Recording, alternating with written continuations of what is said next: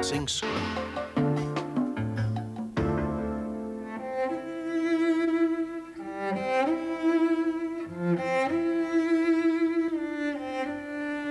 Hello. Last week, if you remember, we met Angie Adjective here. Her adjectives tell you more about nouns. But if adjectives tell you more about nouns, what about verbs? What sort of word can you use to tell you more about a verb? Well, that's what Ashley here does. He looks after the words that can fill in all sorts of details about what's happening in a sentence. The word that answers the question how, when, and where. It's called an adverb. Let's look at that first question. How? How does something happen? All right, everybody, darlings, lovies, coffee break over. Back to rehearsal, please. Now, Emma, we'll start with you, Emma, darling, lovey. All right. Top of page 16. Got it? Good, good. Positions, everybody. And cue. Darling, lovey, no, no, no. But it says here she knocks on the door. Top of page 16, yes? Yes, yes, yes, but have you thought about how she knocks on the door? How? Yes, how? Let me see. I think we might try it slowly. Slowly, right.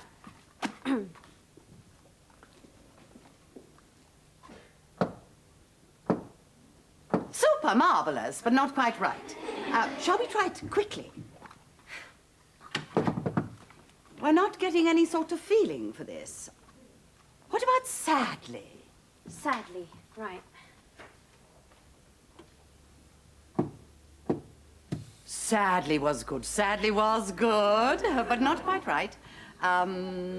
Let's try it wildly. I think we might tone it down a bit. What about cheerfully?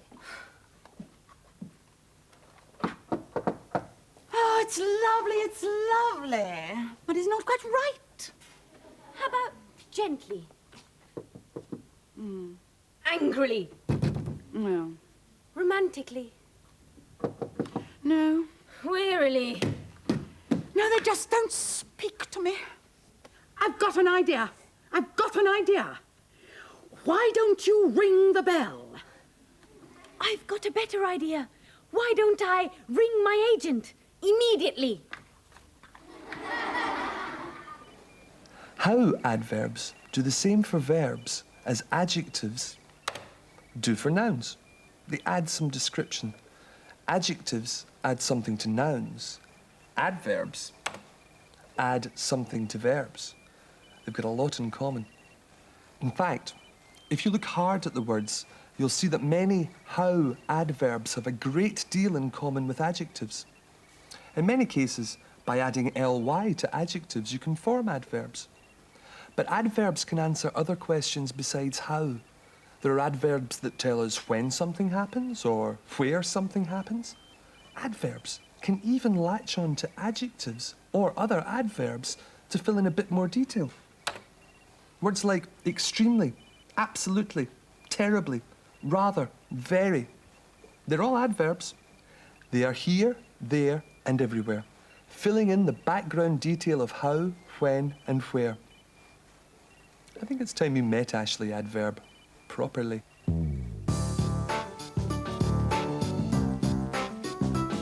Whenever you find a word, you'll find a word at work. Whenever you find a word, you'll find a word at work. Words can name. Words can happen. Words can describe and compare. Words can stand in place of others. Words can tell you how, when, and where. Words can point. Words can help. Words can link. Words can yell. Woo! Whenever you find a word, you'll find a word at work. Whenever you find a word, you'll find a word at work. Yabba-dabba-doo! This is the wonderful world of words with your host, Miss Gloria Garbo.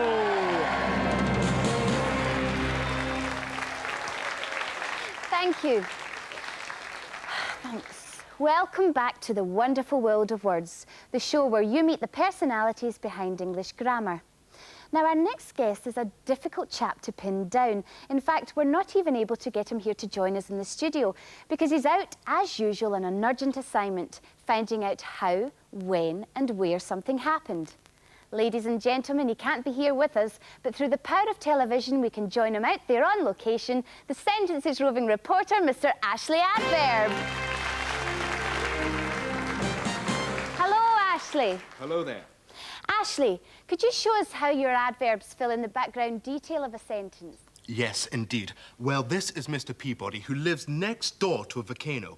Now, this volcano was thought to be extinct, but Mr. Peabody contacted us today with this sentence. It was, I heard the volcano rumble. So I'm here to see how much background I can fill in on that sentence. Wonderful. The how, when and where of it, eh, Ashley? That's right. We'll start with the where. Mr. Peabody, could you tell us where you were when you heard the volcano rumble? Here. I was here. Right here? Or that be right. Here. So that's outside and nearby.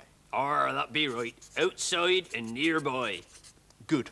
Well, that's where dealt with. And when did you hear it rumble? Ooh, it started yesterday. Yesterday. Or that be right. Yesterday. But I've heard it again today. I see. Again today. Often, in fact? Oh, yes, often. Frequently. Again. Today. Often. Frequently. It's doing it now. Good Lord, so it is. Now. Right. Well, that's when dealt with. Let's look at how. This brings us to the rumbling. Mr. Peabody, how would you say the volcano rumbled? Ooh, faintly to start with. Faintly. Then loudly. Loudly. Violently, even. Violently. Definitely. Deafeningly. In fact, I've got a new sentence for you, young man. Yes. That volcano is going to erupt. Ashley Adverb, in trouble! Well, that's Ashley Adverb, ladies and gentlemen. Always right where the action is. The Sentences roving reporter, giving us the how, the when and the where. And that's all from me. Good night. Something's happening, how, where, when, quickly, slowly, now or then, madly, sadly, here or there. Adverbs tell you how, when, where. Ashley Adverb certainly gets about, doesn't he? And his words give us plenty of information. The trouble is, some of those when and where adverbs are almost too full of meaning for their own good. There's a limit to the amount of information one word can carry. Well, look who we have here. It's Mr. Peabody, isn't it? Or that be right. Could it be that you're in need of some phrases, Mr. Peabody? Or that be right. Well, what exactly seems to be the problem, then? Well, it's like this. Those when and where adverbs I use to answer young Ashley's questions. In the interview? Or in the interview. Well, they only worked when I was where I was when I said them. When you where you where? You mean in your garden, near the volcano? Or that be right. He asked me where I was when I heard the volcano, and I said here. I remember. Well, I was here then, but I'm not there now, am I? At least, I'm here now, but this year's different from that year. I mean, that year's there, now that I'm here, if you see what I mean. Yes. And he asked me when, and I said no. Well, it was no then, but it isn't no, is it? No. Well, it's a different now. And a different here. Or, that be right, young man. You get the idea. Here and now. They change according to where you are. Well, that's the trouble with a lot of these when and where adverbs, Mr. Peabody. They're stuck in the here and now. You have to be with whoever's speaking to know what they're talking about. In the very same place, at the very same time. Sharing a context. Sharing a context? That's right. The best thing might be to build yourself some phrases. Now, these little words I have here might come in handy. Prepositions. Prepositions? What do they do then? Tell you about them later. Let's build the phrases first. So, let's put these into the computer. In, beside, near, and ask the question, where were you standing? In the garden, beside the farmhouse, near the volcano. Wonderful. Those explain where I was. And when did you hear the volcano? On? In? Around? And when did you hear the volcano? On Tuesday, the 28th of April? In the afternoon? Around 2 o'clock? Remarkable. It's Tuesday the 28th of April, in the afternoon, around 2 o'clock. That's when, all right. Good, eh? Filling us in the here and now of your experience, even though we weren't there to see it. First-rate, young man. Brilliant little phrases. You can use them just like you'd use an adverb to say when or where or even how sometimes. And it all depends on those little words at the beginning. Prepositions. All of them made by Preppy there. Our brilliant language technician. Is he another word at work, then? He's a word at work, all right. There's none works harder. But you won't find him in chat shows. He's more the quiet, unassuming type. Typical boffin. His words are almost pure grammar. Look at them. They don't mean much by themselves. By, with, from, in, over. But put them at the beginning of a phrase and they can make everything make sense. What did you say they were called? Prepositions. It's a good word, really. P-R-E, pre, means at the front of. And they generally come at the front of phrases. Look, here's a few examples. Round the bend, over the rainbow, to the beach, up the wall, with a big smile, before breakfast, after the volcano, through the door. Through the door. That's where I'm going. Through the door, to my house, with the phrases. Thanks very much, young man. Goodbye. Goodbye, sir. Time for a song, I think. If you got a word that you want to expand, let me give you a helping hand. I'm the phrase maker. A word alone's under the weather. Words work best when they work together with the phrase maker. If you want your words to have precision, start your phrase with a preposition. When you build a phrase, it's a latest craze. We'll build a phrase, it's all the rage with a phrase maker. With the phrase maker. Build those crazy phrases.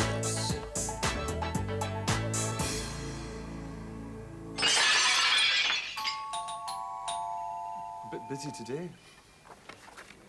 Good morning, madam. What can I do for you? Hello. I'd like a few phrases, please. A few phrases? Yes, that's right, phrases. You know the sort of thing. A group of words that work together to make a chunk of sense. I most certainly do. I'm a phrase maker by profession. But I was just wondering, what were you going to do with these phrases? I'm going to put them together to make a bigger chunk of sense. I'm going to make some clauses. Clauses? That's right, clauses. Now, can you help me? Oh, I most certainly can. It's every phrase maker's ambition to go on to be a clause maker. We start small, with phrases, but then through practice and patience, we go on to the big time, with clauses and sentences even. Oh, good. Excellent.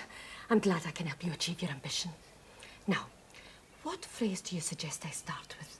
A verb phrase, perhaps? Yes, a verb phrase, definitely. You cannot have a clause without a verb. A verb is absolutely essential in clause building. Now, how about this one? A good, solid verb phrase. Nothing too complicated. Yes, that'll do, thanks. Now, I'll need a subject for the verb. Someone or something to do the verb. Yes, a subject for the verb. The who or what that will sing. A noun phrase, that's what you need. How about this one? A nice, simple noun phrase. Nothing too fussy, I made it for a young man a couple of weeks ago. He seemed very pleased with it. Oh, it looks very good to me. I'll have it. There you are. So, you've got your verb. The thing that happens. And you've got your subject. The who or what that makes it happen. Now, all you've got to do is... join them together. And hey presto... we've got a clause. The huge blue furry monster will sing. I certainly will. You take a subject, you take a verb. It seems so simple, it seems absurd. But baby, only connect. You take a subject, you make a link. Your mind is open, now you can think. Yes, baby, only connect.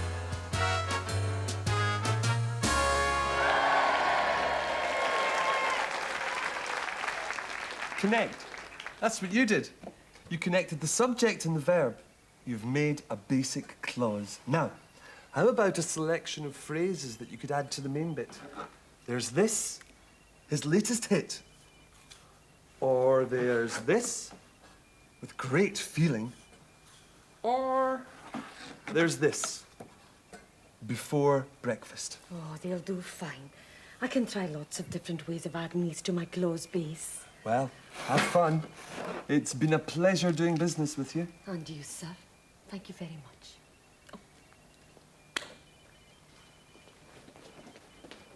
Song time again. If you got a subject and you got a verb, crazy phrases, ain't they superb? You can build a clause that's yours or yours. You can build a clause, hear that applause. You're a clause maker. A phrase alone don't spark an idea, but a subject and verb can make it clear. Be a clause maker. When you build a clause, there's wild applause. When you build a clause and the monster roars. Clause maker. You're a clause maker. Just explore those clauses. I know what you're thinking. You're thinking, but that's a sentence. And it is. A single clause can be a sentence all on its own.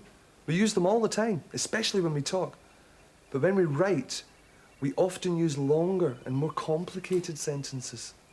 We'll have a look at them next time. Bye. Whenever you find a word, you'll find a word at work. Whenever you find a word, you'll find a word at work. Words can name. Words can happen. Words can describe and compare. Words can stand in place of others. Words can tell you how, when, and where. Words can point. Words can help. Words can link. Words can yell. Ooh! Whenever you find a word, you'll find a word at work. Whenever you find a word,